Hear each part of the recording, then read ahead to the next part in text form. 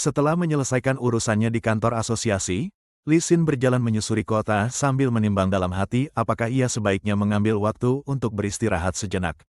Ia kemudian memutuskan untuk duduk di sebuah bangku panjang, mencoba menikmati suasana tenang di bawah langit yang terlihat sangat cerah hari itu.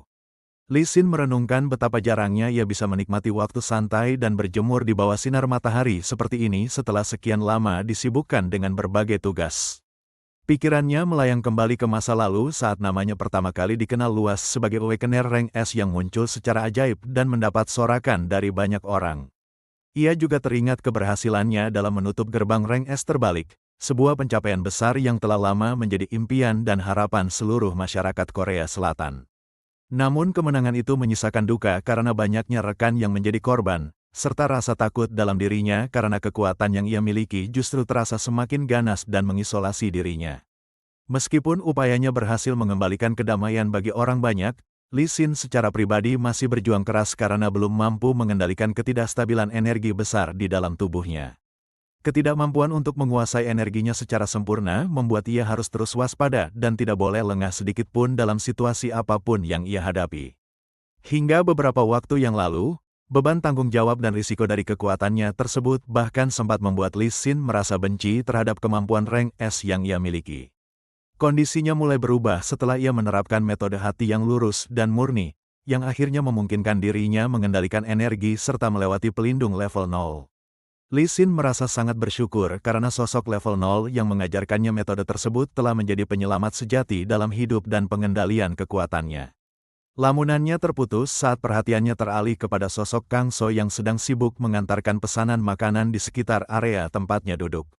Melihat kecepatan gerak yang ditunjukkan Kang So saat bekerja, Li Xin mulai curiga dan menduga bahwa tukang antar makanan itu memiliki kemampuan Awakener setidaknya rank B. Kang So sampai di lokasi tujuan dan segera memanggil Tuan Park Daek untuk menyerahkan pesanan dari restoran yang cunga yang telah dinanti oleh pelanggan tersebut. Setelah merinci pesanan berupa babi asam manis, jajangmyeon, dan jambong, serta memberikan pangsit goreng gratis, Kang So mengucapkan selamat menikmati kepada pelanggannya dengan ramah. Aroma lezat dari makanan yang dibawa oleh Kang So tercium sangat kuat hingga membuat Li Xin merasa sangat tergoda untuk mencicipinya.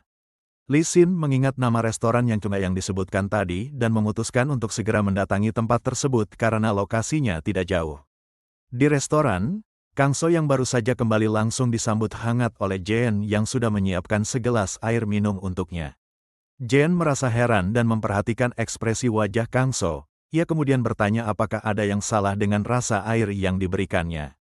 Kang So melirik ke arah luar dan menyadari kehadiran Li Xin, sambil membatin bahwa pemuda itu memiliki energi yang sangat luar biasa kuat. Li Xin akhirnya melangkah masuk ke dalam restoran dan langsung disambut oleh Soyoung yang sedang bertugas menyapa para pelanggan. Soyoung memastikan jumlah pelanggan yang datang, sementara Li Xin baru saja hendak menjawab bahwa ia datang sendirian ke tempat itu. Li Xin mendadak sangat terkejut ketika melihat Jeon berada di sana dan langsung mempertanyakan apa yang sedang dilakukan gadis itu. Sun Tae yang berada di dekat mereka merasa bingung dan bertanya kepada Jeon apakah ia mengenal pria yang baru saja datang tersebut. Karena merasa terpojok, Jeon terpaksa berbohong dengan menyebut Li Xin sebagai kakak sepupunya meskipun Sun Tae merasa wajah pria itu tampak tidak asing. Jeon beralasan bahwa wajah Li Xin memang pasaran lalu mendesak pria itu untuk segera memesan makanan dan segera pergi dari sana.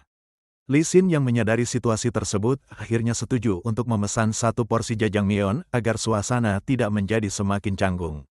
Sambil mengantarkan minuman, Jeon berbisik menanyakan alasan Li Xin berkeliaran karena khawatir jika kekuatannya tiba-tiba lepas kendali dan membahayakan orang lain. Li Xin menenangkan Jeon dengan mengatakan bahwa masalah kekuatannya sudah teratasi karena ia telah menemukan sebuah solusi yang sangat efektif. Tanpa menjelaskan secara rinci, Li Xin hanya tersenyum dan mengatakan bahwa Jeon akan mengetahui jawabannya pada sesi latihan grup mendatang.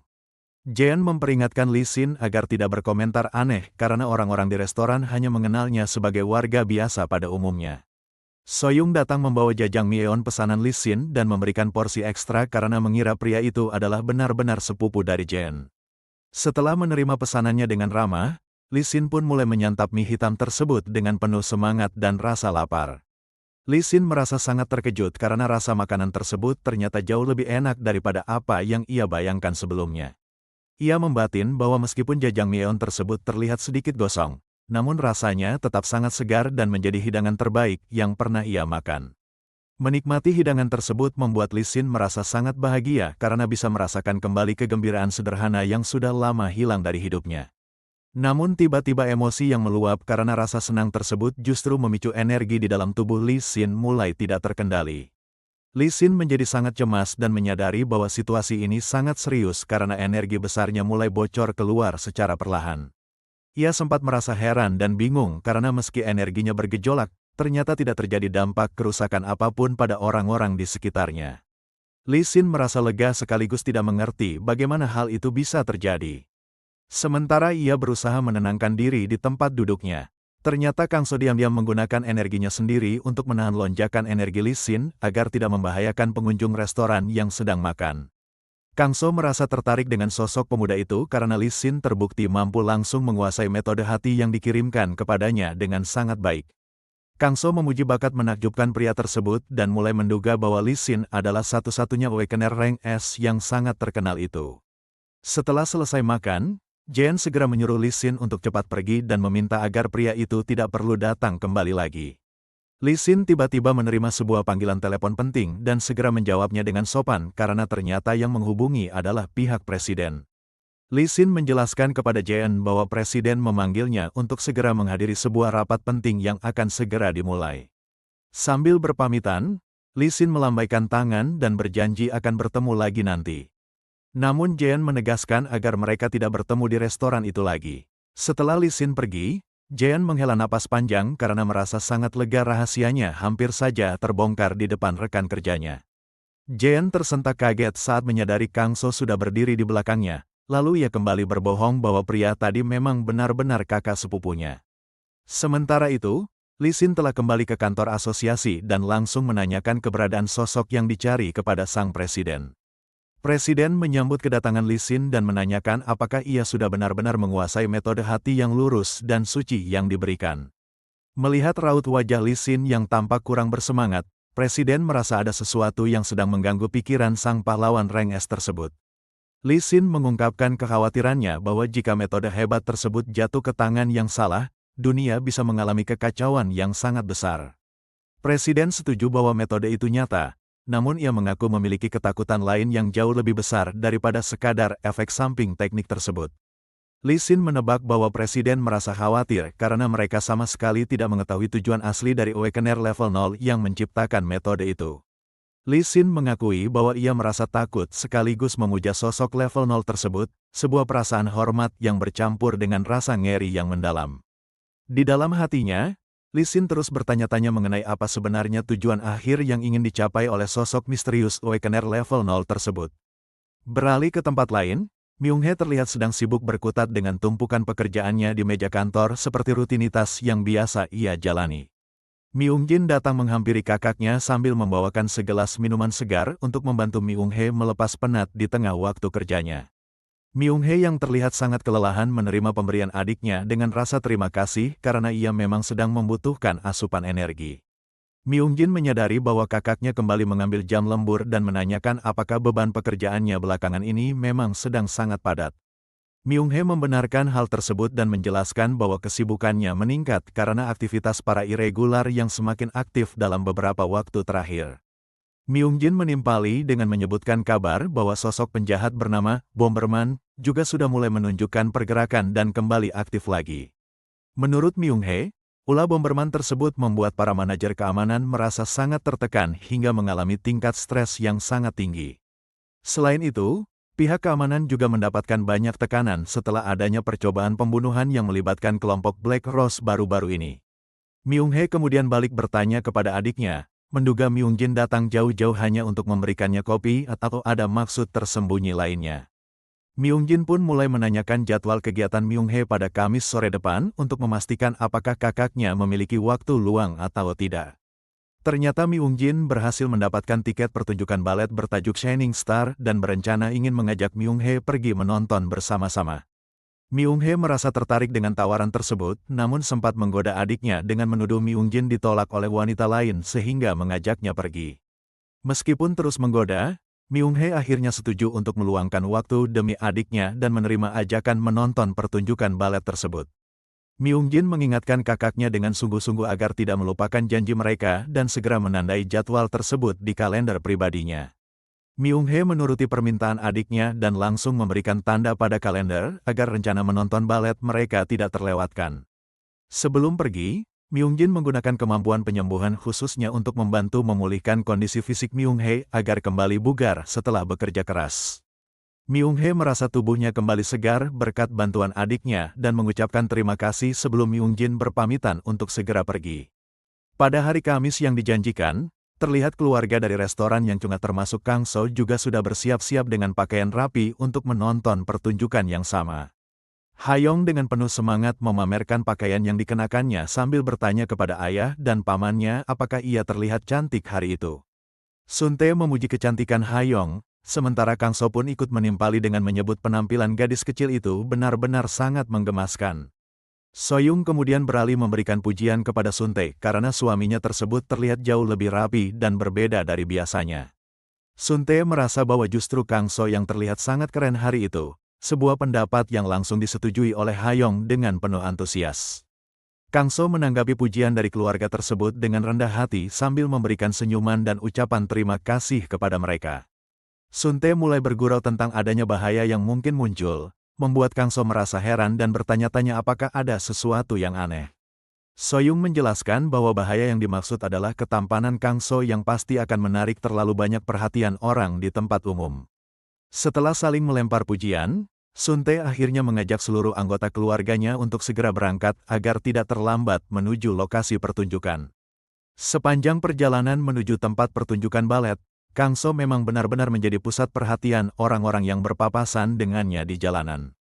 Sun-tae membatin dalam hati bahwa aura dan penampilan Kang So memang sangat kuat sehingga selalu berhasil menarik perhatian kemanapun ia pergi. Di tengah keramaian, Kang So mendadak merasakan firasat yang tidak enak dan menyadari ada sesuatu yang tidak beres di lingkungan sekitarnya. Ia merasa heran bagaimana mungkin di tempat yang sangat ramai seperti itu, ia bisa merasakan energi sihir janggal yang biasanya hanya ada di dalam dungeon. Kang So mulai waspada dan menoleh ke berbagai arah untuk mencari sumber energi tersebut karena ia merasa ada seseorang yang sedang mengawasinya. Ternyata sosok yang memperhatikannya adalah Jeon, yang kebetulan juga sedang berada di lokasi yang sama dengan posisi tidak terlalu jauh. Jeon merasa sangat terpesona sekaligus malu saat melihat penampilan Kang So yang terlihat begitu berbeda dan tampan mengenakan kemeja rapi. Kang So akhirnya menyadari bahwa sosok yang ia rasakan energinya adalah Jeon, dan ia langsung mengenali keberadaan rekan kerjanya tersebut. Ia sempat mempertimbangkan untuk memberitahu Jeon tentang adanya ancaman irregular, namun ia urung melakukannya karena tidak ingin mengungkap identitasnya sebagai level 0. Kang So akhirnya memutuskan untuk menyelidiki sendiri sumber energi sihir tersebut daripada harus repot-repot menjelaskan hal yang belum pasti kepada orang lain. Sementara di lokasi berbeda, seseorang tengah menyusun rencana jahat sambil menertawakan penonton pertunjukan yang dianggapnya bodoh karena ajal mereka segera tiba. Seorang asisten menyajikan minuman perayaan istimewa kepada Tuan Asmodee, yang kemudian memuji kualitas minuman merah tersebut layaknya darah berkualitas tinggi. Asmodee memastikan kesiapan rencana kepada para bawahannya, yang kemudian dijawab dengan tegas bahwa semuanya telah siap sesuai perintah. Asmodee mengumumkan dimulainya babak kedua berupa tarian Clara dan Pangeran sebagai awal dari pesta peledakan yang sangat ia nantikan. Asmodee mengayunkan pedangnya dengan kuat untuk menciptakan sebuah portal teleportasi sebagai sarana perpindahan tempat bagi dirinya dan sang asisten. Setelah portal terbuka, Asmodee mengajak asistennya untuk segera berangkat dan ajakan tersebut langsung dipatuhi dengan singkat oleh bawahannya. Mereka tiba di atas gedung dekat lokasi balet untuk mendapatkan pemandangan sempurna saat aula konser tersebut meledak nanti. Tiba-tiba sebuah suara dari arah belakang mengejutkan Asmodee dengan mempertanyakan maksud dari kata peledakan yang baru saja ia ucapkan. Kang So ternyata sudah menunggu di sana dan menyapa dengan santai, membuat Asmodee terkejut serta mempertanyakan identitas sosok yang tiba-tiba muncul tersebut. Kang So menyatakan tidak ingin merusak suasana namun meminta kerja sama Asmodee, yang langsung dibalas dengan makian kasar oleh pria tersebut. Asmodee bersiap untuk bertarung sambil membanggakan identitasnya di hadapan Kang So dengan nada bicara yang sangat sombong dan penuh emosi. Tanpa menunggu lama, Kang So bergerak dengan sangat cepat dan langsung menghantam Asmodee sebelum pria itu sempat menyelesaikan kalimat ancamannya. Kekuatan hantaman Kang So membuat tubuh Asmodee terpental jauh ke belakang akibat serangan mendadak yang tidak sempat diantisipasi olehnya. Kang So menyindir sikap Asmodee yang terlalu dramatis dan tidak memahami situasi meskipun dirinya sudah berusaha bersikap sopan seperti seorang pria. Kang So merasa heran karena Asmodee terlalu berlebihan, padahal ia merasa tidak memukul dengan keras, namun Asmodee justru meresponsnya dengan amarah. Kang So bertanya dengan nada datar mengenai siapa sebenarnya identitas pria itu. Karena ia sama sekali tidak peduli dengan gertakan lawannya. Asmodee memperkenalkan dirinya sebagai sosok yang hebat, namun dalam hati ia merasa bingung karena tidak bisa melihat wajah Kang So dengan jelas. Kang So kembali menegaskan bahwa ia tidak peduli pada nama Asmodee dan langsung menanyakan apa urusan pria itu dengan aula konser. Merasa terhina, Asmodee akhirnya membongkar rahasianya bahwa ia telah memerintahkan penanaman bom di dalam gedung tersebut atas perintahnya sendiri. Sambil menyeringai puas, Asmodee menjelaskan bahwa bom dipasang di pilar pusat bangunan untuk menghabisi semua orang di dalam aula konser. Kang So beralih menatap sang asisten untuk mengonfirmasi kebenaran informasi tersebut, namun Asmodee membantah bahwa perempuan itu adalah anak buahnya. Kang So merespons jawaban Asmodee dengan santai seolah sudah menduga ada sesuatu yang tidak beres dengan hubungan kedua orang tersebut. Kang So secara terang-terangan meminta agar sandiwara yang sedang mereka mainkan di depan matanya segera dihentikan karena ia sudah menyadarinya. Sang asisten tiba-tiba menyeringai dan memuji ketajaman firasat Kang So yang berhasil membongkar penyamaran yang ia lakukan selama ini.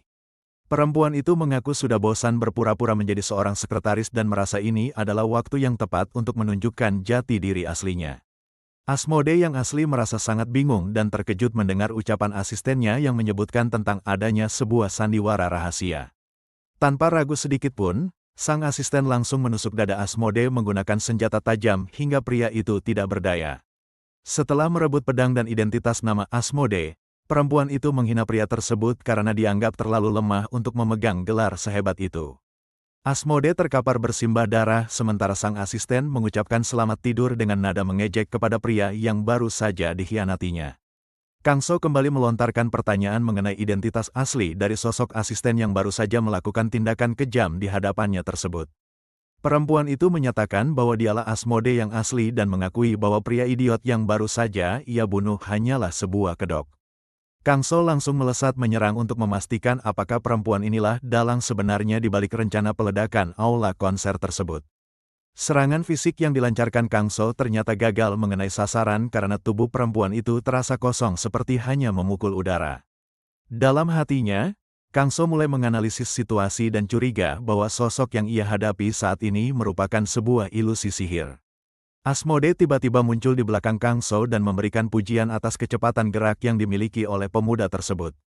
Kang So mulai mempertanyakan apakah lawan bicaranya itu masih manusia.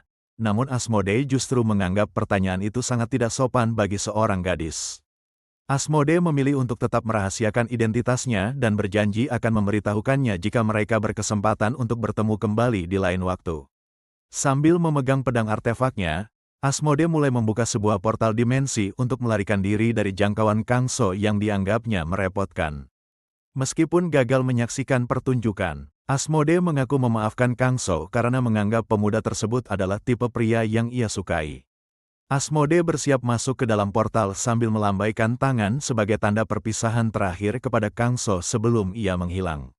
Namun secara mendadak, portal ruang yang dibuka menggunakan artefak tersebut mengalami gangguan dan distorsi yang membuat Asmodee merasa sangat panik. Kang So mengungkapkan bahwa dialah yang mengacaukan stabilitas portal tersebut menggunakan kekuatannya agar Asmodee tidak bisa kabur begitu saja.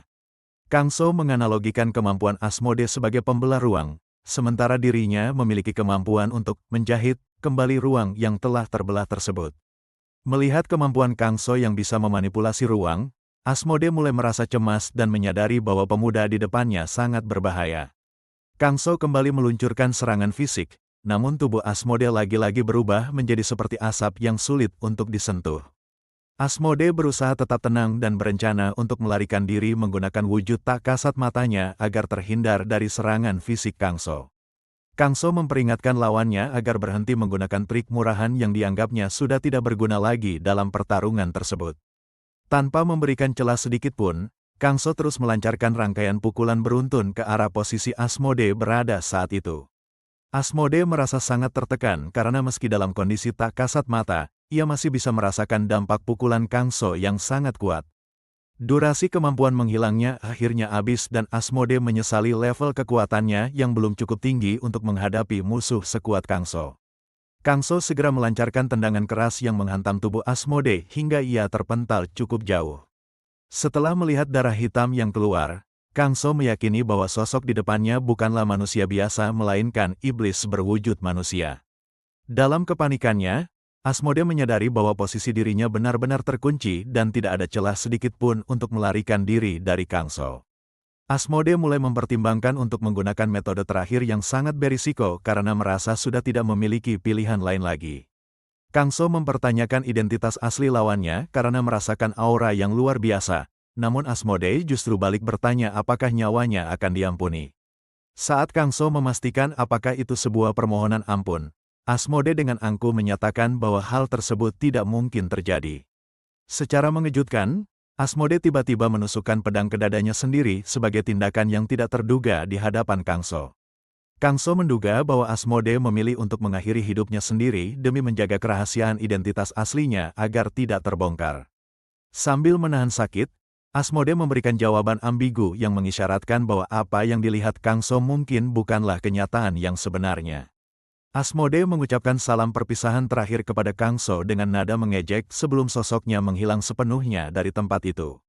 Kang So menyesali keputusannya yang tidak langsung melumpuhkan lawan secara menyeluruh sebelum bertanya. Karena ia tidak menyangka ada kemampuan menghilang seperti itu. Asmodee palsu yang masih terkapar merasa sangat sakit hati atas pengkhianatan tersebut dan bersumpah akan membalaskan dendamnya kepada sang asisten. Kang So mendekati pria itu dan menawarkan diri untuk membalaskan dendam tersebut asalkan ia mau membocorkan seluruh rencana jahat yang telah disusun. Pria itu akhirnya membeberkan bahwa bom akan diledakkan saat tarian utama berlangsung oleh seorang pirokinetik yang bersembunyi di posisi penonton. Kang So mengulangi informasi tersebut untuk memastikan bahwa memang ada penyusup dengan kemampuan pengendali api yang berada di tengah kerumunan penonton. Suasana di dalam aula pertunjukan masih terlihat sangat tenang dan berjalan normal tanpa ada tanda-tanda gangguan yang mencurigakan. Hayong terlihat sangat menikmati jalannya acara dan merasa sangat terpesona oleh keindahan pertunjukan balet yang sedang berlangsung. Soyoung menjelaskan urutan pertunjukan selanjutnya, yaitu waltz bunga yang akan diikuti oleh klimaks acara berupa tarian Clara dan Pangeran. Di sisi lain, Lee Sin bersama timnya sedang melakukan pemantauan ketat dan memastikan urutan waktu pertunjukan agar sesuai dengan rencana pengamanan. Lee Sin teringat sosok pria misterius yang memberinya peringatan tentang munculnya ancaman irregular di aula seni Myeongsan dengan energi level tinggi.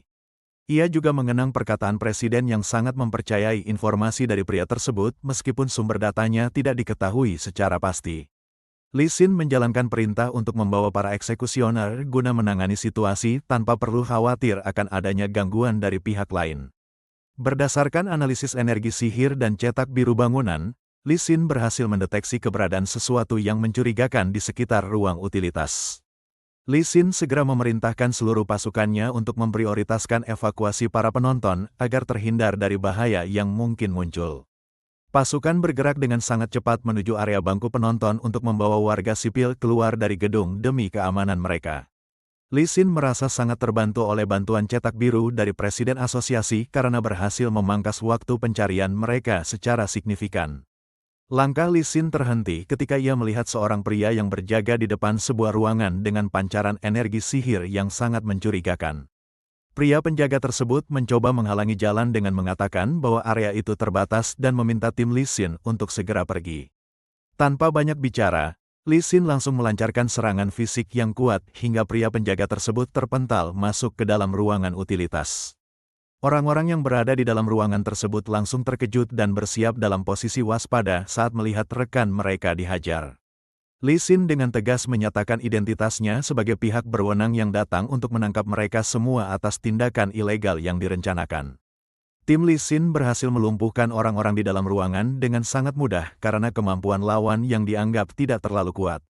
Lee Sin merasa curiga saat melihat salah satu musuh justru menyeringai puas meski dalam kondisi sudah tertangkap dan terpojok. Ia mendesak pria tersebut untuk bicara jujur karena yakin masih ada sesuatu yang disembunyikan oleh kelompok penjahat itu. Pria itu membalas dengan nada menantang dan menyatakan bahwa tidak ada larangan baginya untuk tertawa kapanpun ia mau. Li Xin memberikan peringatan terakhir dengan tatapan yang sangat tajam, menuntut informasi tanpa ada kesempatan bertanya untuk ketiga kalinya. Karena tertekan, pria itu akhirnya mengaku bahwa ada seorang pengebom dengan kekuatan pirokinetik yang sudah menyusup di dalam teater. Li Xin seketika merasa sangat cemas setelah mengetahui bahwa ancaman ledakan nyata benar-benar ada di tengah-tengah kerumunan penonton. Situasi di area pertunjukan langsung berubah menjadi kacau setelah adanya pengumuman darurat mengenai kemunculan kelompok teroris irregular. Sun Te merasa sangat cemas sambil terus memikirkan keberadaan Kang So dan berharap temannya tersebut berada dalam kondisi aman. Di tengah kerumunan yang kalut, seorang pengebom berteriak bahwa semuanya sudah terlambat dan akan menjadi tumbal bagi sosok agung.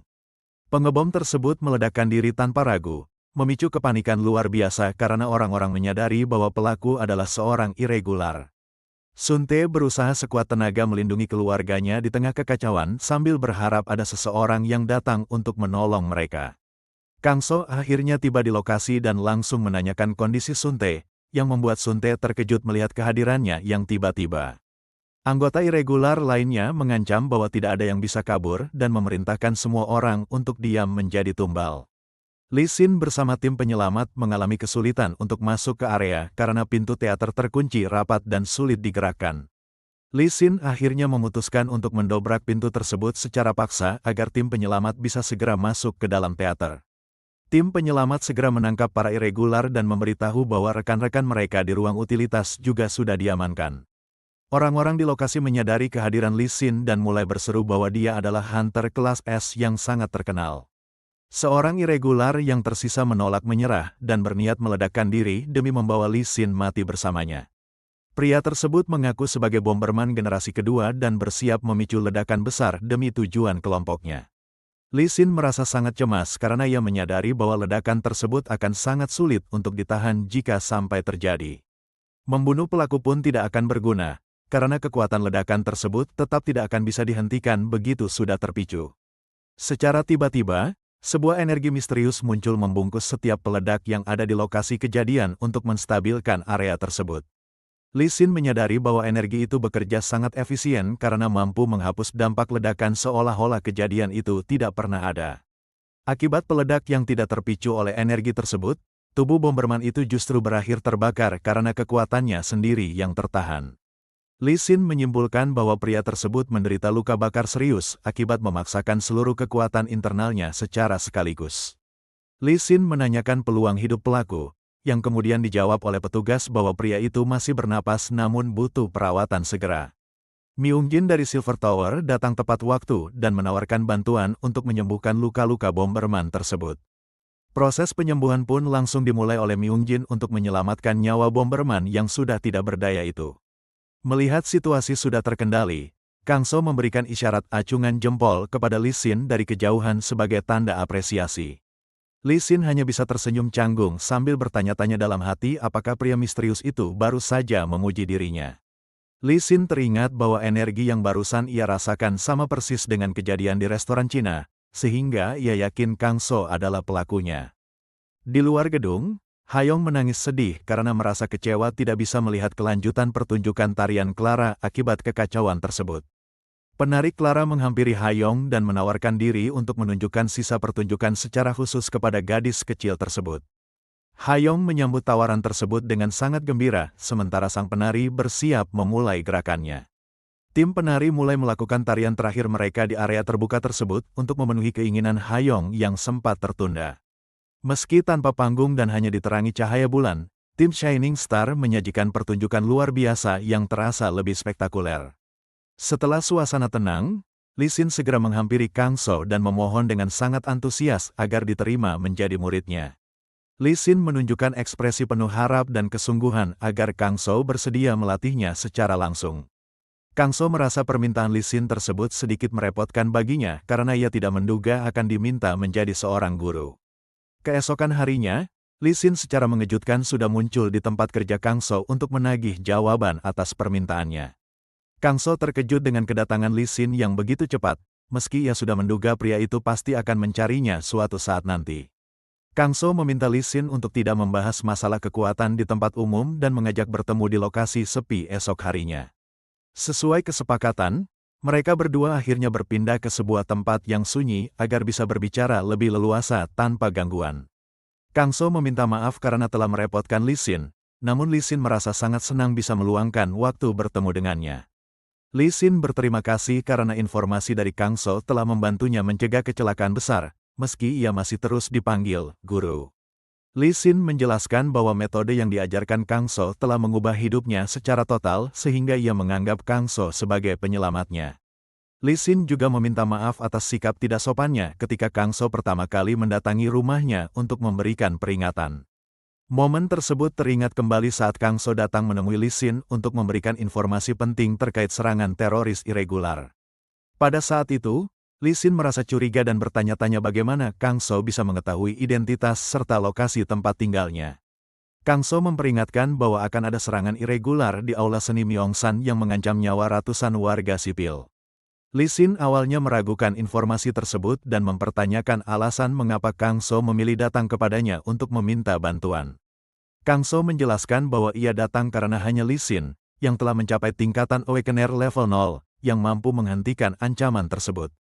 Lee Sin terkejut karena status level 0 miliknya yang rahasia bisa diketahui oleh Kang So melalui energi metode hati yang ia rasakan. Dengan penuh keyakinan, Lee Sin kembali memohon agar Kang So bersedia menerimanya sebagai murid untuk melatih kemampuannya lebih lanjut. Kang So mencoba menggali lebih dalam alasan di balik keinginan kuat Lee Sin yang sangat ingin mendapatkan bimbingan darinya. Lee Sin menegaskan bahwa ia merasa perlu menjadi jauh lebih kuat daripada kondisinya yang sekarang demi memikul tanggung jawab besar. Kang So menilai bahwa Lee Sin sebenarnya sudah cukup kuat dan kekuatannya akan terus berkembang secara alami tanpa perlu merasa terburu-buru. Namun, Lee Sin merasa kemampuannya masih belum cukup setelah melihat aksi Kang So yang jauh lebih hebat dalam melindungi banyak orang. Lee Sin mengungkapkan motivasinya untuk bertambah kuat adalah demi melindungi keluarga, teman, serta rekan-rekan seperjuangannya di Korea Selatan. Mendengar alasan itu, Kang So merasa tersentuh karena motivasi Lee Sin sangat mirip dengan keinginannya sendiri dalam melindungi Sun Tae dan keluarganya. Lee Sin kembali memohon dengan sangat tulus kepada Kang So agar permintaannya untuk belajar di bawah bimbingannya dikabulkan. Kang So berpikir bahwa jika Lee Sin menjadi lebih kuat, maka intensitas dirinya untuk turun tangan langsung dalam konflik akan semakin berkurang. Ia juga menyadari bahwa dunia yang lebih aman berkat kekuatan Lee Sin akan mewujudkan harapan sederhana milik sahabatnya. Sun Tae, sebelum memberi keputusan, Kang So menanyakan usia Lee Sin dan dijawab bahwa pria tersebut saat ini berumur 32 tahun. Kang So merasa sedikit canggung karena usia mereka hanya terpaut 3 tahun, sehingga hubungan guru dan murid dirasa kurang tepat. Sebagai jalan tengah, Kang So mengusulkan agar mereka berlatih sebagai saudara saja daripada menggunakan status guru dan murid yang formal. Lee Sin menerima usulan tersebut dengan sangat gembira dan langsung menyapa Kang So dengan sebutan Hyung sebagai tanda hormat. Kang So menetapkan jadwal latihan rutin setiap hari Selasa dan Kamis di tempat tersebut, yang langsung disetujui dengan antusias oleh Lee Sin. Tanpa menunda waktu, Kang So memutuskan untuk langsung memulai sesi latihan hari itu dengan mengajarkan dasar metode hati yang lurus dan murni. Setelah latihan dimulai, Lee Sin merasakan efektivitas yang luar biasa saat dibimbing langsung secara teliti oleh Kang So dibandingkan berlatih sendiri. Kang So menanyakan tentang penggunaan pedang, namun ia menyadari bahwa dirinya sendiri tidak membawa senjata untuk melakukan demonstrasi teknik. Lee Sin dengan sigap menawarkan salah satu pedang miliknya yang bisa ia munculkan seketika dari ruang kosong di depannya. Pedang kesayangan bernama Wind Lord tersebut diperlihatkan kepada Kang So, yang merasa heran melihat benda itu muncul begitu saja dari udara. Lee Sin menjelaskan bahwa ia menggunakan fitur inventory yang terukir sebagai tato, sebuah kemampuan yang lazim dimiliki oleh para Awakener. Kang So baru teringat bahwa inventory adalah fitur mahal yang bisa dibeli, namun ia selama ini tidak terlalu memedulikan hal tersebut. Melihat Kang So tertarik, Lee Sin berniat memberikan fitur inventory tersebut kepada Kang So agar bisa digunakan untuk menyimpan barang-barang penting. Lee Sin menjelaskan bahwa kapasitas subruang inventory tersebut ditentukan oleh tingkat kemampuan atau kekuatan orang yang menerima prosedurnya. Kang So merasa penasaran dan menanyakan seberapa besar kapasitas ruang penyimpanan yang dimiliki oleh Lee Sin saat ini. Lee Sin menjawab bahwa semenjak ia mencapai level 0, kapasitas inventori miliknya meluas secara drastis hingga seukuran gedung berlantai 30.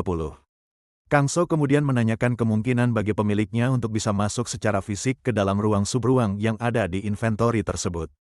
Lee Sin mengonfirmasi hal itu, namun menjelaskan bahwa durasi menetap di dalam subruang tetap bergantung pada kemampuan masing-masing individu. Kang So berterima kasih atas penjelasan serta pemberian fitur tersebut dan berjanji akan menggunakan inventori miliknya dengan sebaik mungkin. Sesi latihan berlanjut ke tahap berikutnya saat Kang So meminta Lee Sin untuk mendemonstrasikan teknik pedang yang selama ini ia gunakan. Lee Sin segera memeragakan serangkaian gerakan teknik berpedangnya di hadapan Kang So untuk dievaluasi secara langsung. Sambil memperhatikan, Kang So menilai bahwa gerakan Lee Sin memiliki ritme yang cukup baik namun masih kurang efisien untuk pertarungan praktis. Kang So meminta Lee Sin berhenti karena ia merasa sudah cukup melihat dan memahami letak kekurangan dari teknik pedang tersebut. Kang So mulai bertanya mengenai asal-usul teknik pedang yang dipelajari Lee Sin karena merasa gaya bertarungnya terasa cukup spesifik.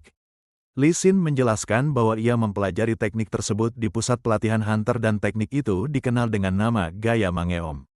Kang So berpendapat bahwa teknik itu tidak buruk, namun kurang efisien, lalu menawarkan untuk mengajarkan teknik pedang yang lebih praktis. Mendengar tawaran berharga tersebut, Lee Sin menerimanya dengan senang hati dan memohon bimbingan lebih lanjut dari Kang So. Kang So memperkenalkan nama teknik yang akan ia ajarkan, yaitu pedang angin murka pembelah laut. Kepada Lee Sin merasa nama teknik tersebut terdengar agak aneh dan kekanak-kanakan, meski ia tidak berani mengatakannya secara jujur kepada Kang So. Kang So bersiap memberikan demonstrasi langsung dan meminta Lee Sin meminjamkannya sebuah pedang cadangan untuk digunakan bertarung. Lee Sin segera memberikan pedang kepada Kang So agar sesi demonstrasi teknik baru tersebut bisa segera dimulai di lokasi latihan. Kang So mulai mencabut pedang dari sarungnya dengan perlahan, bersiap untuk menunjukkan gerakan pertama dari teknik pedang angin murka pembelah laut. Lee Sin merasa terpaku karena merasakan tekanan luar biasa yang sulit dijelaskan hanya dari cara Kang So menarik pedangnya saja. Kang So mulai melapisi pedang tersebut dengan energinya dan bersiap melakukan tebasan pertama dari teknik yang ia janjikan. Dengan gerakan presisi, Kang So menebas sebuah batu besar di depannya untuk menunjukkan kekuatan murni dari teknik pedang miliknya. Tebasan tersebut membuat batu besar itu terbelah menjadi dua bagian dengan potongan yang sangat rapi dan sempurna.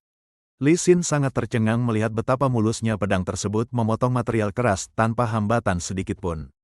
Kang So menanyakan apakah Lee Sin sempat memperhatikan detail gerakan tebasan yang baru saja ia tunjukkan tadi. Lee Sin memuji kehebatan teknik tersebut, sementara Kang So menjelaskan bahwa teknik ini bisa memotong apapun jika dibantu energi internal. Lee Sin menyadari sesuatu yang mengejutkan dan bertanya apakah demonstrasi tebasan batu tadi benar-benar dilakukan tanpa energi internal sama sekali. Kang So membenarkan hal itu dan menjelaskan bahwa jika ia menggunakan energi internal, seluruh area tersebut pasti sudah hancur lebur. Lee Sin merasa sangat terkejut sekaligus ngeri membayangkan betapa besar daya hancur yang dimiliki Kang So jika bertarung dengan serius. Lee Sin akhirnya menyadari bahwa setiap level 0 memiliki tingkatan kekuatan yang berbeda, sehingga ia bertekad untuk belajar lebih rajin lagi. Beberapa hari setelahnya, Kang So terlihat sedang menyapu halaman depan restoran seperti rutinitas biasanya beberapa hari setelah kejadian sebelumnya. Sambil bekerja, ia merasa gagang sapu baja yang baru digantinya jauh lebih kuat dan praktis digunakan. Pandangan Kang So teralihkan ke arah toko buku di seberang restoran dan ia penasaran kapan toko itu mulai beroperasi. Lee Sin tiba-tiba muncul keluar dari toko buku tersebut dan langsung menyapa Kang So yang sedang berada di sana. Kang So terkejut mengetahui Lee Sin adalah pemilik toko buku itu, sementara Lee Sin meminta maaf karena baru sempat memberitahunya. Sun Tae keluar dari restoran untuk mengajak Kang So segera menyelesaikan pekerjaannya agar mereka bisa segera pergi makan bersama. Langkah Sun Tae terhenti karena ia sangat terkejut melihat sosok Lee Sin, sang hunter, berdiri tepat di hadapan mereka. Lee Sin menyapa Sun Tae dengan ramah dan menjelaskan bahwa dirinya kini telah pindah ke gedung toko buku di sebelah restoran. Sun Tae merasa tidak percaya sekaligus heran karena sekarang ia memiliki seorang tetangga yang merupakan seorang hunter hebat. Hayong keluar menyusul dan memanggil ayah serta pamannya dengan antusias agar mereka segera masuk ke dalam restoran. Anak kecil itu ikut terkejut namun senang saat menyadari keberadaan Li Xin yang ia kenal sebagai pemilik toko buku. Li Xin membalas sapaan Hayong dengan sangat ramah, menunjukkan hubungan yang sudah cukup akrab di antara mereka berdua. Sun Te kemudian menawarkan Li Xin untuk ikut makan bersama sebagai bentuk keramahan, meski Li Xin awalnya merasa agak sungkan. Soyung meyakinkan Li Xin agar mau bergabung karena hanya perlu menyiapkan 1 sendok tambahan, hingga akhirnya Li Xin setuju. Mereka semua akhirnya duduk melingkar di dalam restoran dan menikmati momen makan bersama dengan suasana yang hangat. Soyung memastikan apakah hidangan yang disajikan sesuai dengan selera Li Xin, yang dijawab dengan lahap bahwa ia sangat kenyang. Sun Te merasa senang bisa menjamu Li Xin sebagai bentuk rasa terima kasih karena telah menyelamatkan keluarga mereka sebelumnya. Li Xin merasa itu hanya kewajibannya, sambil bergumam bahwa sebenarnya peran Kang So jauh lebih besar dalam kejadian tersebut. Sun Te mulai menyadari keakraban mereka dan bertanya mengapa Li Xin memanggil Kang So dengan sebutan kakak atau Hyung. Dalam benaknya, Sun Te merasa heran kapan mereka menjadi sedekat itu karena sosok Kang So memang sulit untuk dipahami. Li Xin menawarkan bantuan kepada Kang So untuk mengukir batu inventori miliknya yang belum sempat diproses sejak awal diterima. Kang So mengeluarkan barang pemberian tersebut dan mengaku lupa cara menggunakannya karena tidak tahu prosedur spesifik yang harus dilakukan. Li Xin menjelaskan bahwa caranya cukup sederhana, yaitu menempelkan tato inventori ke posisi yang diinginkan lalu meneriakkan instruksi tertentu. Mengikuti arahan tersebut, Kang So segera melakukan instruksi untuk memulai prosedur pemasangan alat penyimpanan ajaib tersebut pada tubuhnya. Seketika sebuah tanda tato permanen muncul di lengan Kang So sebagai bukti bahwa sistem inventori telah berhasil terpasang sempurna. Li Xin memberikan instruksi tambahan bahwa untuk membuka ruang penyimpanan tersebut, Kang So hanya perlu memikirkannya dalam benak saja. Li Xin memberikan contoh cara mengambil barang dengan memikirkan benda yang disimpan lalu mengulurkan tangan ke ruang kecil yang terbuka. Ia juga memberitahu bahwa pemiliknya bisa masuk ke dalam ruang tersebut dan menyarankan Kang So untuk mencoba masuk secara langsung. Kang So mulai memusatkan pikirannya untuk memasuki ruang inventori miliknya sendiri demi melihat isi di dalam dimensi penyimpanan tersebut. Dalam sekejap, tubuh Kang So berpindah sepenuhnya ke dalam dimensi inventori yang baru saja ia aktifkan melalui tato di lengannya. Secara mengejutkan, peliharaan Hayong yang merupakan monster tikus ikut masuk ke dalam, membuat Kang So merasa bingung dengan kehadirannya. Kang So mencoba berkomunikasi dengan Korongi dan menjelaskan bahwa mereka saat ini sedang berada di dalam dimensi ruang penyimpanannya. Ia merasa heran karena ruang miliknya terlihat sangat luas, padahal milik adiknya biasanya hanya seukuran gedung besar saja. Berdasarkan panduan yang ia ingat, segala aktivitas di dalam dimensi ini tidak akan memberikan beban berlebih bagi pemilik maupun ruangnya. Rasa penasaran membuat Kang So mencoba berlari menggunakan teknik kungfu meringankan tubuh untuk mengukur batas luas wilayah dimensi tersebut. Setelah berlari cukup lama, ia menyadari tempat itu terlalu luas hingga ujungnya tidak terlihat dan memutuskan untuk berhenti mengeksplorasinya. Kang So akhirnya keluar dari dimensi inventori dan kembali ke dunia nyata untuk berkumpul lagi bersama teman-temannya di restoran. Sun Te menanyakan kesan Kang So, yang kemudian dijawab bahwa luas bagian dalamnya kira-kira setara dengan ukuran sebuah kota besar. Pernyataan itu membuat Sun Te dan Li Xin sangat terkejut karena ukuran inventori seharusnya berbanding lurus dengan tingkat kekuatan pemiliknya. Li Xin merasa rendah diri dan mulai mempertanyakan seberapa besar sebenarnya selisih kekuatan antara dirinya dengan Kang So yang sangat hebat.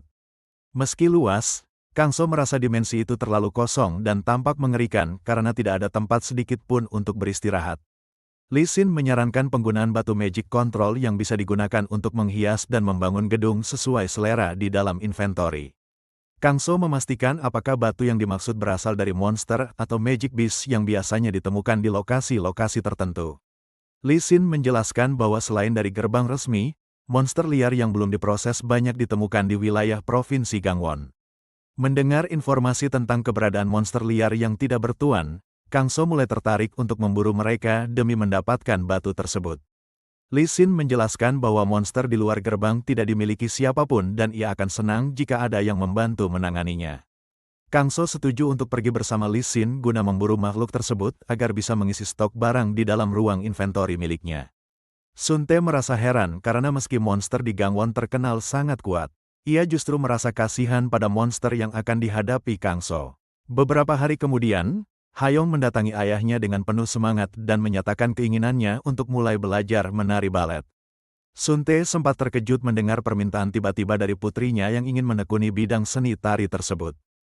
Hayong menjelaskan mimpinya untuk bisa menari dengan cantik dan berputar-putar seperti balerina yang pernah ia lihat sebelumnya. Suntae menyadari bahwa pertunjukan balet yang mereka tonton beberapa waktu lalu ternyata meninggalkan kesan yang sangat mendalam bagi Hayong. Soyoung mendukung keinginan anaknya dan memberitahu bahwa ada sekolah tari terdekat dengan biaya pendaftaran yang cukup terjangkau. Mendengar hal itu, Suntae setuju untuk membawa Hayong pergi ke sekolah tari tersebut guna melakukan konsultasi pendaftaran secara langsung. Hayong merasa sangat senang dan berjanji kepada orang tuanya untuk belajar dengan rajin serta bekerja keras di kelas balet nanti. Keluarga tersebut kemudian berangkat menuju sekolah tari yang dimaksud untuk melihat fasilitas dan suasana belajar di sana. Sesampainya di sana, seorang staf menyambut mereka dan mengantarkan keluarga tersebut untuk menemui pengajar bernama Ibu Seri. Seri menyapa Hayong dengan ramah dan menawarkan anak itu untuk langsung mencoba kelas latihan dengan memakai pakaian balet. Tanpa ragu, Hayong segera bergabung dan mengikuti gerakan latihan bersama murid-murid lainnya di dalam studio tari tersebut. Saat mengamati latihan, Seri mulai menyadari bahwa Hayong memiliki bakat yang cukup menonjol dibandingkan anak-anak seusianya. Di sudut ruangan, seorang pria tidak dikenal tampak sedang mengamati setiap gerakan Hayong dengan tatapan yang sangat serius. Setelah sesi latihan selesai, pria bernama Seojun tersebut bertanya kepada Seri mengenai status kepesertaan Hayong di sekolah tari itu. Seri membenarkan bahwa Hayong baru pertama kali datang namun memiliki potensi besar, lalu bertanya mengapa Seojun begitu penasaran. Seojun mengaku sedang mencari model anak dan merasa kemampuan khususnya untuk mendeteksi bakat memberikan respon sangat kuat pada Hayong. Seri terkejut mendengar bahwa kekuatan identifikasi bakat milik Seojun bereaksi sedemikian hebatnya setelah melihat penampilan singkat Hayong. Karena merasa menemukan kandidat yang sangat tepat, Seojun meminta bantuan Seri untuk mendapatkan informasi kontak orang tua Hayong. Seri menolak memberikan kontak secara langsung demi menjaga privasi, namun berjanji akan menanyakan kesediaan orang tua Hayong terlebih dahulu. Pihak sekolah kemudian menghubungi orang tua Hayong untuk menyampaikan tawaran menarik dari pencari bakat model anak tersebut. Suntae sangat terkejut sekaligus tidak menyangka ketika mendengar kabar bahwa putrinya mendapat tawaran untuk menjadi seorang model. Soyoung menjelaskan bahwa tawaran itu datang dari merek pakaian anak baru bernama Elenance yang sedang mencari sosok model baru. Selain kontrak kerja, perusahaan tersebut juga menawarkan dukungan penuh bagi Hayong untuk menempuh pendidikan di akademi model ternama. Suntae semakin takjub karena akademi yang disebutkan adalah tempat bergengsi yang telah melahirkan banyak model terkenal di industri fashion. Pasangan suami istri itu pun bercanda dengan bangga mengenai kemiripan wajah Hayong yang mewarisi ketampanan dan kecantikan mereka berdua. Di tempat yang jauh berbeda, suasana mencekam terlihat saat dua orang misterius sedang melakukan pertemuan rahasia. Salah satu dari mereka yang bernama Nibas terlihat sangat ketakutan dan gemetar di hadapan sosok yang lebih kuat. Miuleng mencoba mencairkan suasana yang tegang dengan menawarkan minuman anggur berkualitas yang sengaja ia bawa untuk pertemuan tersebut. Nibas yang masih merasa tertekan hanya bisa menuruti ajakan tersebut dan menerima tawaran minum dari Tuan Miuleng. Miuleng kemudian mulai mengalihkan pembicaraan dengan menanyakan apakah Nibas pernah mendengar kabar terbaru mengenai sosok bernama Asmodee. Mendengar nama tersebut disebut, Nibas langsung tersedak karena merasa sangat terkejut dengan pertanyaan yang diajukan oleh Miuleng. Nibas mengaku tidak mengetahui apa-apa dan menjelaskan bahwa sudah 15 hari sejak Asmodee meninggalkan toko mereka tanpa kabar. Miuleng memberitahu bahwa Asmodee telah dikirim ke neraka es karena dianggap mengganggu rencana yang telah disusun sebelumnya. Mendengar hukuman tersebut, Nibas merasa ngeri membayangkan tempat ekstrim yang suhunya berada jauh di bawah 100 derajat Celcius. Miuleng melanjutkan interogasinya dengan menanyakan keberadaan Kobal kepada Nibas yang terlihat semakin merasa tidak nyaman. Miuleng mencurigai Nibas mengetahui sesuatu karena Kobal menghilang tanpa komunikasi setelah gagal menjalankan misinya di Aula Seni Myungsan. Nibas mencoba mengelak dengan alasan statusnya yang rendah. Namun dalam hati ia merasa sial karena kedatangan Miuleng yang tiba-tiba.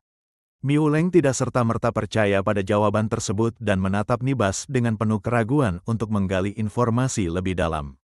Dalam pikirannya, Nibas menyadari bahwa Miuleng yang licik kemungkinan besar sudah tahu bahwa ia menyembunyikan lokasi persembunyian Kobal. Nibas merasa terjepit di antara dua pilihan sulit, diancam oleh Kobal jika bicara, atau dikirim ke neraka es jika tetap bungkam. Ia merasa sangat frustrasi dan bingung, namun menyadari bahwa ia harus segera mengambil keputusan agar bisa bertahan melewati situasi ini. Akhirnya Nibas memutuskan untuk bicara, namun ia memohon kepada Tuan Miuleng agar merahasiakan keterlibatannya dalam memberikan informasi tersebut. Nibas membocorkan bahwa tempat persembunyian Tuan Kobal yang sebenarnya berada di dalam kantor Direktur Akademi Model Elenens. Lokasi persembunyian monster tersebut secara kebetulan adalah tempat yang sama dengan akademi yang akan didatangi oleh Hayong nantinya. Keesokan harinya, Hayong mendatangi kantor Direktur Akademi Model Elenens dengan didampingi oleh seluruh anggota keluarganya. Langkah mereka terhenti tepat di depan pintu ruangan karena dikejutkan oleh sesuatu yang terjadi di dalam. Seorang pria keluar dari ruangan dengan ekspresi wajah sangat kesal dan melewati keluarga Hayong begitu saja. Kangso membatin karena merasakan sisa energi sihir dan aura asing yang bukan milik orang yang baru lewat. Direktur bernama Choi Hongsu menyambut kedatangan mereka dengan ramah dari dalam ruangan Akademi Model Elenens tersebut. Hayong menyapa Direktur Hongsu dengan sangat sopan sambil memperkenalkan nama lengkapnya di depan semua orang yang hadir. Hongsu memuji penampilan Hayong yang dianggap sempurna dan sangat cocok untuk menjadi model pakaian anak merek terbaru. Direktur memuji pembawaan anggun Hayong sebelum mengajak mereka berkeliling untuk melihat fasilitas yang ada di dalam akademi. Mereka semua berjalan mengikuti direktur untuk melakukan tur singkat melihat berbagai area di gedung akademi model tersebut. Sun Tae merasa sangat terkesan melihat banyak orang hebat di akademi yang dikenal sebagai salah satu yang terbaik. Kangso mulai merasakan firasat tidak enak saat mereka berpapasan dengan seseorang di dalam area gedung akademi tersebut. Dalam hatinya, Kangso merasa sangat waspada karena mendeteksi adanya energi dan aura sihir yang terasa sangat pekat. Seorang pria menyapa Hongsu, yang kemudian terungkap bahwa pria misterius tersebut menjabat sebagai wakil direktur di sana. Kangso segera mengirim pesan darurat kepada Lee Sin untuk menyelidiki kemungkinan hubungan antara Akademi Elenens dengan pihak irregular. Kangso mencurigai tempat itu sebagai persembunyian irregular karena merasakan adanya energi gelap yang disembunyikan dengan sangat rapi. Lee Sin membalas pesan tersebut dan mengonfirmasi bahwa Silver Tower memang sedang mengawasi wakil direktur yang mencurigakan itu. Kangso bertanya dengan nada serius kepada Hayong mengenai kesungguhannya untuk menjadi seorang model pakaian anak di akademi tersebut. Hayong menjawab dengan sangat penuh semangat karena ia merasa pekerjaan sebagai model tersebut akan sangat keren bagi dirinya. Kangso memutuskan untuk mengawasi wakil direktur secara diam-diam agar tidak merusak mimpi besar yang sedang dirasakan oleh Hayong. Secara rahasia, Kangso kemudian mengakses ruang penyimpanan atau inventory miliknya untuk mengambil sebuah benda sihir yang ia perlukan. Ia mengeluarkan sebuah batu sihir atau Magic Stone yang ia dapatkan setelah mengalahkan monster kelas A bersama Lee Sin. Kangso melakukan proses pemurnian pada batu tersebut karena energi di dalamnya masih terasa sangat keruh dan belum bisa digunakan. Ia memiliki rencana untuk menggunakan energi batu sihir yang telah murni tersebut guna membangun sebuah struktur bangunan yang diinginkannya. Dengan kekuatan sihirnya, Kangso mulai membangun sebuah tempat tersembunyi yang memiliki bentuk megah menyerupai sebuah kastil abad pertengahan. Kangso merasa puas karena kualitas tinggi dari batu sihir tersebut memudahkannya menciptakan struktur bangunan yang sangat rumit dan detail. Ia memperhatikan hasil karyanya sejenak dan menilai bahwa bangunan kastil yang baru saja ia ciptakan sudah terlihat cukup bagus. Perhatian Kangso kemudian beralih pada sebuah inti sihir milik Dulahan yang masih ia simpan di dalam daftar barang miliknya.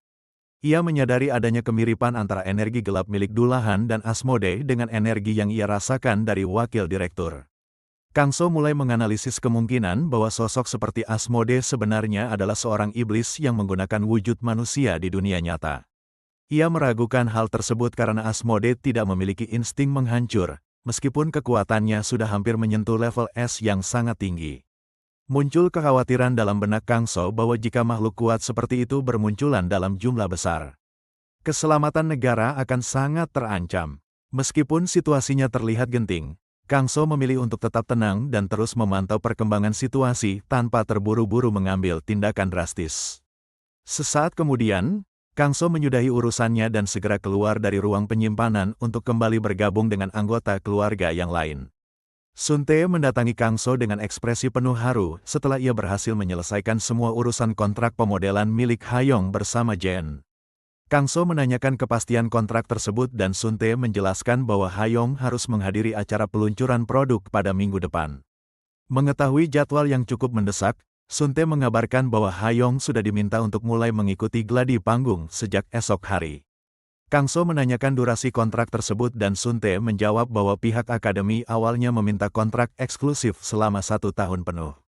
Khawatir Hayong akan merasa terbebani, Kang So menyarankan agar kontrak dilakukan per proyek saja agar keponakannya bisa berhenti kapanpun. Sun Tae menyetujui saran tersebut demi kenyamanan Hayong yang masih sangat muda dan harus memiliki kebebasan dalam memilih kegiatannya sendiri. Beberapa hari kemudian, mereka kembali menemui Direktur Hong Su untuk menyerahkan dokumen kontrak yang telah mereka sepakati bersama sebelumnya. Hayong menyatakan tekadnya dengan penuh semangat untuk melakukan yang terbaik dalam pekerjaan pertamanya sebagai seorang model pakaian anak. Tiba-tiba pendengaran tajam Kang So menangkap suara mencurigakan yang berasal dari area di sebelah kantor milik wakil direktur akademi tersebut. Ternyata orang yang sebelumnya terlihat kesal sedang melayangkan protes keras kepada Kang In karena merasa janji rekomendasinya telah diingkari. Kobal menanggapi protes tersebut dengan tenang sambil berdalih bahwa ia tidak memiliki kekuatan untuk menentang keputusan yang dibuat direktur. Karena merasa terganggu, Kobal meminta orang tersebut untuk mengecilkan suara dan mengajaknya berbicara secara lebih pribadi di area atap. Kang So merasa cemas melihat mereka menuju atap karena ia teringat dengan informasi yang diberikan oleh Lee Sin sebelumnya. Lee Sin pernah memperingatkan bahwa jika sumber sihir mereka sama, ada kemungkinan besar mereka bekerja sama dengan sosok bernama Asmode. Berdasarkan penyelidikan Lee Sin, akademi tersebut memiliki catatan peristiwa sangat mencurigakan meskipun belum ditemukan bukti-bukti yang pasti. Terdapat laporan mengenai banyaknya kasus bunuh diri dan kematian akibat kecelakaan yang menimpa para model serta staf akademi akhir-akhir ini. Kang So mempertanyakan apakah rentetan kejadian buruk tersebut mulai terjadi secara tiba-tiba di lingkungan akademi model tersebut. Lee Sin mengonfirmasi hal itu dan menjelaskan bahwa pihak kepolisian serta Silver Tower sedang melakukan penyelidikan rahasia secara mendalam. Khawatir akan terjadi sesuatu yang buruk, Kang So akhirnya memutuskan untuk menyusul mereka dan pergi menuju ke area atap gedung. Sementara itu di atap, Kang In yang merasa bingung bertanya kepada Kobal mengenai langkah apa yang harus ia lakukan selanjutnya. Kobal tidak menjawab pertanyaan tersebut dengan benar, melainkan hanya menyeringai jahat sambil bertanya balik dengan nada yang sangat dingin. Kobal tiba-tiba mencengkeram kepala Kang In dan berniat mengambil seluruh energi kehidupannya sebelum menjatuhkannya dari ketinggian atap tersebut. Aksi keji tersebut terhenti ketika seseorang tiba-tiba muncul dan berteriak dengan keras dari arah belakang Kobal untuk menghentikannya. Kobal menoleh dengan ekspresi kesal karena merasa terganggu dan mempertanyakan identitas orang asing yang berani mencampuri urusannya tersebut. Orang itu ternyata Myung Hee dari Silver Tower yang langsung menyatakan penahanan terhadap Kobal atas tuduhan pembunuhan berantai dan pelanggaran hukum. Kobal segera melempar tubuh Kang In dan menyadari bahwa pihak Silver Tower ternyata sudah mulai mengendus aksi-aksi rahasianya selama ini. Bukannya takut, Kobal justru langsung menerjang ke arah Myung Hee karena ia merasa pertarungan ini bisa menjadi sebuah hiburan yang menarik. Serangan mendadak dari Kobal membuat Myung Hee yang belum berada dalam posisi siap tempur kesulitan untuk menghindari pukulan tersebut secara sempurna. Beruntung Myung Hee masih sempat menangkis serangan itu meski ia harus terdorong mundur sejauh beberapa meter akibat kuatnya hantaman Kobal. Kobal tertawa lebar dan merasa terkesan karena Myung Hee mampu menahan serangannya, yang menurutnya adalah pencapaian yang cukup mengagumkan bagi seorang manusia. Kobal kembali menerjang maju dengan penuh semangat dan berharap Myung Hee bisa memberikannya kesenangan lebih dalam pertarungan hidup dan mati ini. Myung Hee mencoba membalas dengan sebuah tebasan senjata, namun ia sangat terkejut saat melihat Kobal tiba-tiba menghilang begitu saja dari hadapannya. Tanpa disadari, Kobal sudah muncul tepat di belakang punggung Myung Hee dan bersiap untuk melancarkan serangan mematikan dari posisi yang sangat menguntungkan. Punggung Myung Hee akhirnya tercabik oleh serangan Kobal yang sangat cepat, membuatnya langsung tersungkur jatuh ke lantai atap karena rasa sakit. Kobal meremehkan kemampuan Myung Hee dan merasa kecewa karena lawan bicaranya ternyata tidak sekuat yang ia harapkan pada awal pertarungan tadi. Sambil mengejek, Kobal bersiap untuk melayangkan serangan terakhir guna mengakhiri nyawa Myung Hee dan mengirimnya ke alam baka saat itu juga. Tiba-tiba sebuah tembakan energi misterius mengenai tangan Kobal dengan sangat akurat, memaksa makhluk itu untuk menghentikan serangannya secara mendadak. Kobal menoleh dengan perasaan sangat marah dan berteriak menanyakan siapa sosok yang kembali berani mengganggu rencananya untuk membunuh Myung-hye. Sosok tersebut adalah Kang So yang datang dengan wajah tertutup masker dan topi. Lalu menyatakan bahwa kedatangannya masih belum terlambat untuk menolong. Kang So kemudian menatap Myung-hye yang sedang terluka parah dan memerintahkannya untuk segera mundur menjauh dari area pertempuran yang berbahaya tersebut.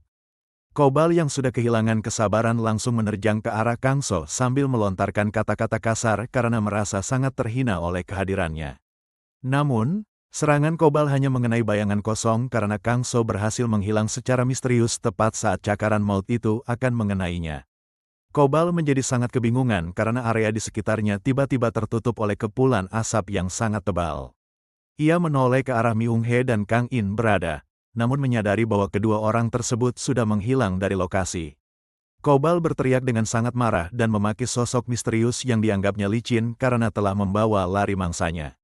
Kang So membawa Myung-hye dan Kang In ke tempat yang lebih aman untuk sementara waktu agar tidak terjangkau oleh Kobal. Setelah menghentikan pendarahan Myung-hye dengan cepat, Kang So meminta wanita itu tetap diam sementara ia pergi menangani musuh sendirian. Kobal menggunakan indera penciumannya untuk melacak keberadaan Kang So dan mengancam akan segera menghancurkan tempat persembunyian yang telah ketahuan tersebut. Kang So keluar menemui Kobal dengan sangat santai dan memerintahkan makhluk itu untuk segera menunjukkan wujud aslinya yang bukan manusia. Kobal terkejut karena identitasnya terbongkar dan ia mulai merasakan aura menekan yang sangat tidak nyaman dari arah Kang So. Kobal memutuskan untuk berhenti bersembunyi dan bersiap menunjukkan wujud istimewa yang sangat mematikan di hadapan Kang So. Tubuh Kobal mulai mengalami transformasi mengerikan dengan ukuran fisik yang membesar secara drastis untuk melepaskan kekuatan aslinya. Transformasi tersebut mengubah Kobal menjadi sosok manusia setengah iblis yang menyeramkan, diiringi dengan suara tawa yang sangat keras. Ia langsung menerjang maju dan mengancam bahwa Kang So tidak akan bisa mati dengan tenang setelah melihat wujud aslinya tersebut. Sambil berteriak penuh amarah, Kobal berniat mencabik-cabik tubuh Kang So hingga menjadi kepingan kecil dengan kekuatan barunya. Secara tidak terduga, Kang So melayangkan pukulan sangat cepat ke wajah Kobal hingga membuat makhluk itu terpental jauh tanpa sempat bereaksi. Kobal yang terkapar merasa sangat bingung dan tidak percaya atas apa yang baru saja menimpa dirinya dalam sekejap mata. Sambil menahan rasa sakit, ia bertanya-tanya mengapa dirinya bisa dipukul hingga jatuh oleh orang yang sebelumnya ia anggap remeh. Dalam penyangkalannya, Kobal mencoba meyakinkan dirinya sendiri bahwa ia hanya terjatuh karena terpeleset, bukan karena kalah kuat dari lawannya. Kang So memperhatikan noda yang keluar dan mengonfirmasi pengamatannya bahwa darah milik Kobal memang berwarna hitam pekat. Kobal mulai panik melihat darah hitamnya keluar dan menyadari bahwa cadangan darah manusia di dalam tubuhnya mungkin sudah habis. Kang So menanyakan apakah Kobal sebenarnya adalah seekor iblis yang bertahan hidup dengan cara memparasitasi tubuh manusia sebagai inangnya. Mendengar hal itu, Kobal marah besar dan menolak disamakan dengan iblis yang ia anggap sebagai makhluk rendahan yang tidak sebanding.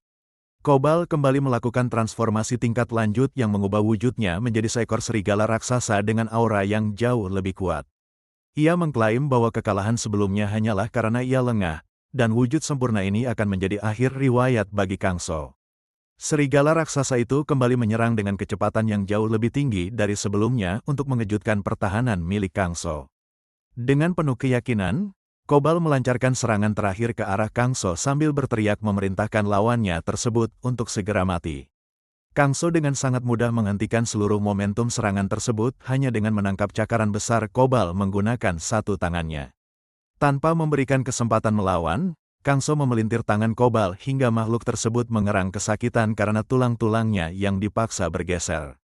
Dalam sekejap, Kang So sudah berpindah ke posisi belakang Kobal dan mengejek bahwa beginilah cara melakukan gerakan kecepatan tinggi yang benar. Kang So melepaskan teknik pukulan 1 inci yang sangat kuat, mengakibatkan Kobal terpental hebat hingga menghantam dinding bangunan dengan sangat keras. Kobal tampak babak belur setelah menerima serangan Kang So. Dalam batinnya, ia merasa mustahil tidak bisa berkutik meski sudah menggunakan wujud sempurnanya. Kang So berdiri di hadapan lawan yang sudah tidak berdaya itu. Ia kembali melontarkan pertanyaan mengenai identitas asli makhluk yang bukan manusia maupun iblis tersebut. Kobal sempat mencoba bersikap keras kepala dengan menjaga kehormatannya sebagai pendekar. Ia menantang Kang So untuk membunuhnya saja daripada harus membocorkan informasi rahasia. Kang So merespons tantangan tersebut dengan tindakan nyata. Ia menginjak ekor kobal hingga terdengar suara retakan yang membuat makhluk itu berteriak kesakitan. Sambil menekan ekor tersebut, Kang So menegaskan bahwa ia tidak akan menuruti permintaan lawannya begitu saja. Ia tidak berniat mengabulkan permintaan untuk dibunuh dengan mudah. Kang So terus menghajar kobal tanpa henti sebagai bentuk tekanan. Serangan fisik yang bertubi-tubi itu dilakukan agar kobal akhirnya mau membuka mulut dan bicara. Merasa tidak kuat lagi menahan rasa sakit, kobal akhirnya menyerah. Ia memohon agar Kang So berhenti memukulnya dan berjanji akan menceritakan semua informasi yang diketahuinya. Kobal mengungkapkan bahwa mereka adalah bagian dari suku demonik. Mereka datang ke alam menengah kedua atas perintah seseorang untuk mengumpulkan benda bernama Despair Orb. Mendengar istilah baru tersebut, Kang So merasa asing dan langsung bertanya. Ia ingin tahu lebih detail mengenai apa sebenarnya fungsi dan bentuk dari Despair Orb itu. Kobal menjelaskan bahwa orb tersebut berasal dari energi keputusasaan manusia. Energi ini tercipta saat manusia meninggal dalam kondisi merasakan ketakutan dan frustrasi yang sangat hebat. Proses pembentukannya dilakukan dengan mengumpulkan serta mengompres rasa putus asa tersebut menjadi sebuah orb. Kobal menyebut dirinya sebagai kolektor yang bertugas melakukan tugas itu. Kang So melihat ada sedikit rasa bangga dalam penjelasan Kobal mengenai perannya sebagai kolektor. Ia kemudian bertanya tentang berapa banyak nyawa yang sudah dihilangkan oleh makhluk itu.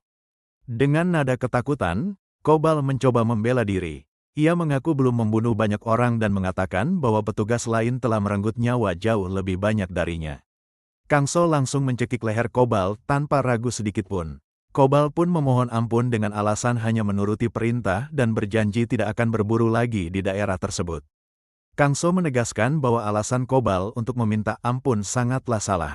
Baginya, Kobal harus membayar perbuatannya terhadap orang-orang yang telah menjadi korban selama ini. Kang So memutuskan untuk menyegel seluruh kekuatan Kobal.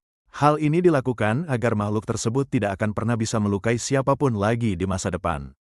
Dalam hatinya, Kang So merasa bahwa menyerahkan nasib makhluk ini kepada pihak asosiasi adalah tindakan yang paling tepat untuk dilakukan. Kobal kemudian kembali berubah ke wujud manusianya. Ia tergeletak di lantai dalam keadaan telanjang bulat setelah kekuatan sihirnya ditekan habis oleh Kang So. Kang So menatap pemandangan itu dengan perasaan mual dan jijik. Ia menganggap Kobal sebagai makhluk yang buruk rupa, baik dalam wujud monster maupun saat menjadi manusia.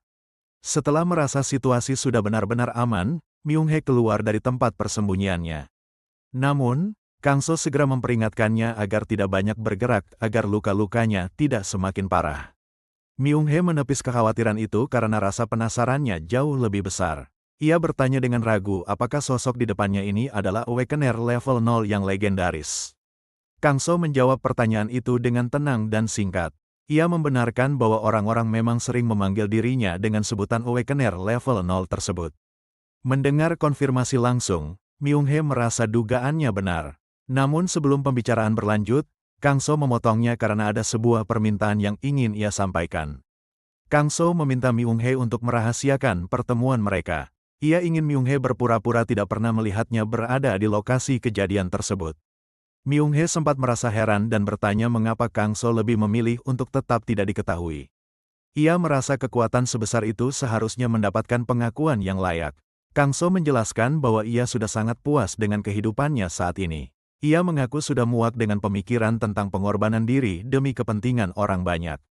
Alasan utamanya adalah ia tidak ingin orang-orang terdekatnya ikut menderita karena statusnya. Ia lebih memilih kenyamanan hidup biasa daripada menjadi pahlawan yang disorot publik. Myung Hye terdiam dan teringat pada sosok Hunter Lee Sin yang pernah mengatakan hal serupa. Ia melihat adanya kesamaan prinsip antara kedua pria kuat tersebut. Ia menyadari bahwa orang-orang seperti mereka harus merelakan kehidupan pribadi yang normal.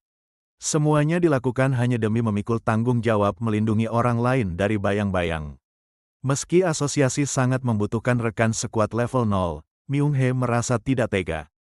Mengingat penderitaan Lee Sin, hati nuraninya melarang untuk merekomendasikan hidup seperti itu pada Kang So. Myung Hye akhirnya menyetujui permintaan tersebut sebagai bentuk balas budi. Ia merasa merahasiakan identitas Kang So adalah hal terkecil yang bisa ia lakukan setelah nyawanya diselamatkan. Kang So meminta maaf karena telah memberikan permintaan yang sulit bagi seorang petugas asosiasi. Myung Hee menjawab dengan santai bahwa tempat mereka bekerja memang sudah penuh dengan rahasia. Sebelum Kang So pergi, Myung Hee mengucapkan terima kasih atas segala bantuan yang telah diberikan. Ia menyebutkan keterlibatan Kang So di Land of Dead hingga aula seni Myeongsan. Myung Hee menegaskan bahwa berkat tindakan-tindakan tersembunyi Kang So selama ini, sudah ada banyak nyawa manusia yang berhasil diselamatkan dari ancaman berbahaya. Kang So tidak merasa perlu mendapatkan ucapan terima kasih tersebut. Tanpa membuang waktu lebih lama, ia segera berpamitan untuk meninggalkan lokasi pertarungan. Secara ajaib, tubuh Kang So tiba-tiba menghilang begitu saja dari pandangan mata. Ia bergerak sangat cepat hingga meninggalkan kesan seperti hembusan angin yang lewat. Setelah Kang So pergi, Myung Hee segera menghubungi kantor pusat untuk melaporkan situasi. Ia meminta tim lapangan dan tim medis segera dikirim ke atap Akademi Model Elenance. Beberapa saat kemudian, sejumlah petugas asosiasi tiba di lokasi kejadian. Mereka langsung bergerak cepat untuk mengamankan Kobal yang sudah tidak berdaya dan membawanya pergi. Kobal yang sudah terborgol dipindahkan ke sebuah ruang interogasi yang dijaga ketat. Ia duduk sendirian di ruangan tersebut sambil menunggu proses penyelidikan lebih lanjut. Dalam kondisi panik, Kobal berusaha keras untuk melepaskan borgol yang mengikat tangannya. Ia mencoba mengerahkan sisa tenaga yang ia miliki untuk mematahkan besi tersebut. Upayanya sia-sia karena ia sama sekali tidak bisa mengakses kekuatannya. Kobal merasa heran mengapa borgol dan meja biasa bisa menahan dirinya yang merupakan seorang iblis. Ia menyadari bahwa ini adalah efek dari serangan Kang So yang telah menyegel energinya. Kobal terus mengumpat dalam hati dan menyebut Kang So sebagai sosok pria monster. Tiba-tiba lampu di ruang interogasi berkedip tidak stabil sebelum akhirnya padam total. Kobal terkejut dan bingung dengan situasi mati lampu yang terjadi secara mendadak tersebut. Begitu lampu kembali menyala secara otomatis, suasana di ruangan berubah drastis. Kobal mulai gemetaran hebat karena merasakan kehadiran aura yang sangat mengerikan di dekatnya. Myuleng tiba-tiba muncul dan berdiri tepat di samping Kobal. Dengan nada bicara yang tenang namun dingin, ia mengejek kondisi Kobal yang mengenaskan. Kobal yang ketakutan langsung mengenali sosok itu sebagai Tuan Myuleng. Ia bersumpah bahwa dirinya tidak membocorkan rahasia apapun kepada manusia meski telah bertindak ceroboh. Tanpa mempedulikan pembelaan tersebut, Myuleng mencengkeram kepala Kobal dengan kuat. Ia menyuruh Kobal untuk diam sementara ia mulai merambah masuk ke dalam pikirannya. Myuleng mengerahkan kekuatannya untuk menggeledah ingatan Kobal secara paksa. Ia berniat melihat sendiri siapa sosok yang telah mengalahkan bawahannya tersebut. Namun, ingatan Kobal tampak rusak atau terhalang oleh sesuatu yang misterius. Wajah Kang So sama sekali tidak bisa terlihat, seolah-olah sengaja ditutupi oleh kekuatan tertentu. Myuleng merasa kecewa karena tidak mendapatkan informasi yang diinginkan. Ia pun menghina Kobal sebagai makhluk yang benar-benar tidak berguna. Dengan nada dingin, Myuleng menegaskan prinsipnya bahwa kegagalan tidak bisa ditoleransi. Baginya, orang-orang yang tidak berguna hanya akan menjadi aib bagi bangsa Demon. Kobal terus memohon kesempatan kedua agar Myuleng mau mendengarkan penjelasannya. Ia mencoba meyakinkan bahwa lawan yang ia hadapi bukanlah manusia biasa. Tanpa rasa ragu atau belas kasihan, Myuleng menusuk dada Kobal untuk mengakhiri hidupnya. Ia menyuruh Kobal untuk menutup mulutnya selamanya. Sambil menarik tangannya, Myuleng kembali bergumam tentang betapa memalukannya sosok Kobal bagi kaum mereka. Ia tidak menunjukkan emosi sedikit pun setelah membunuh rekannya sendiri. Kobal tewas seketika di tempat duduknya dalam kondisi mengenaskan. Myuleng menatap mayat itu sejenak dan mencibir betapa menyedihkannya akhir hidup seorang kolektor seperti Kobal. Setelah menyelesaikan eksekusinya, Myuleng segera pergi dari ruang interogasi. Tubuhnya menghilang begitu saja, meninggalkan ruangan dalam kondisi sunyi sebelum petugas menyadari kejadian itu. Ketika para petugas asosiasi akhirnya masuk ke dalam ruangan, semuanya sudah terlambat. Mereka hanya menemukan target interogasi mereka sudah tidak bernyawa lagi. Kematian tahanan di dalam markas sendiri memicu kepanikan luar biasa. Suasana di kantor pusat asosiasi seketika berubah menjadi kacau karena kegagalan keamanan yang fatal. Eng Ho merasa frustrasi hingga hampir gila menghadapi rentetan kejadian yang tidak masuk akal ini. Jin Ho mencoba menenangkannya meski ia sendiri tampak tertekan dengan situasi tersebut. Eng Ho mempertanyakan kemungkinan adanya irregular yang bisa berubah wujud menjadi demon. Penyelidikan sederhana yang mereka lakukan justru berujung pada penemuan entitas berbahaya tersebut. Kekacauan semakin lengkap karena Myung-hee terluka parah dan tahanan kunci mereka dibunuh tepat di jantung pertahanan asosiasi. Hal ini menjadi tamparan keras bagi kredibilitas mereka. Eun-ho tidak habis pikir bagaimana pembunuhan bisa terjadi di dalam ruang interogasi yang seharusnya sangat aman.